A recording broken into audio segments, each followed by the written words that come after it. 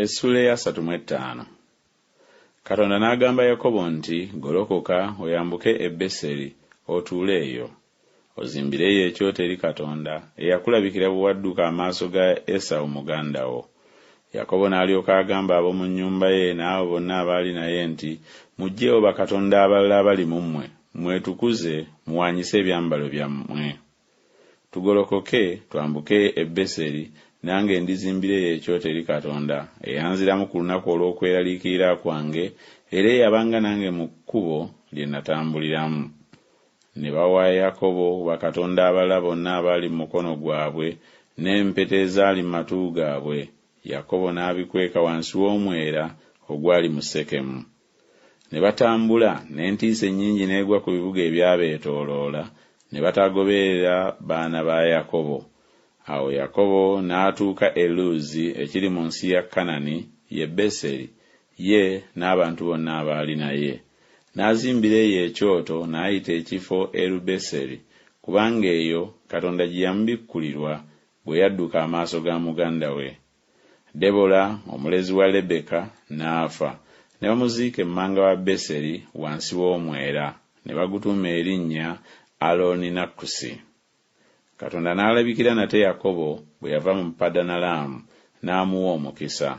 Katonda n'amugamba nti, erinnya lyo Yakobo, erinnya lyo tokyayitibwa nate Yakobo, naye Isirayiri lye linaabanga erinnya lyo. N'amutuuma erinnya Isirayiri. Katonda n'amugamba nti, nze Katonda omuyinza w'ebintu byonna, oyale weeyongerenga. Eggwanga n'ekibiina eky'amawanga biriva mu ggwe, ne bakabaka baliva mu ntumbwe zo. N'ensi gye nawa Ibulayimu ne Isaaka ndigikuwa ggwe, n'ezzadde lye eririddawo ndiriwa ensi. Katonda n'ava gy'ali n'alinnya mu kifo mwe yayogerera naye. Yakobo n'asimba empagi mu kifo mwe yayogerera naye, empagi ey'amayinja, n'agifukako ekiweebwayo ekyokunywa, n'agifukako amafuta. Yakobo n'atuuma ekifo Katonda mwe yayogerera naye erinnya lyakyo Beseri. Ne bava mu Beseri ne batambula, baali babulako ekiseera batuuke e Efulasi. Laakeeri n'ayagala okuzaala, n'alumwa nnyo. Awo olwatuuka bwe yali alumwa nnyo, omuzaalisa n'amugamba nti, totya, kubanga kaakano n'ozaala omwana ow'obulenzi omulala. Awo olwatuuka obulamu bwe bwali nga bunaatera okugenda, kubanga yafa, n'amutuuma erinnya Benoni, naye kitaawe n'amutuuma Benyamini.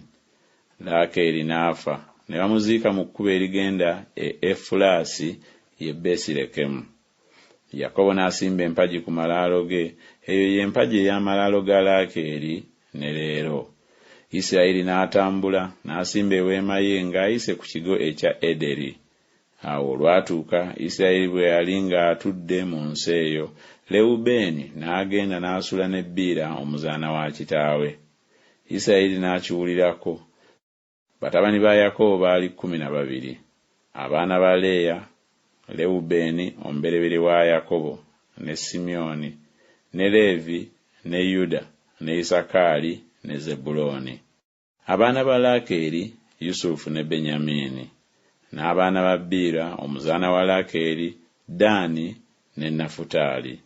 N'abaana ba Zirupa omuzaana wa Leeya, Gaadi ne Aseri.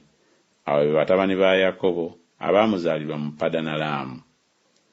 Yakobo n'ajja eri Isaaka kitaawe mu Mamule mu Kiriyasuwalaba, ye Kebbulooni, Ibulayimu ne Isaaka mwe baatuulanga. N'ennaku za Isaaka zaali myaka 180. Isaaka n'ata omukka, n'afa, n'atwalibwa eri abantu be ng'akaddiye, ng'awezezza ennaku nnyingi. Esawu ne Yakobo abaana be ne bamuziika.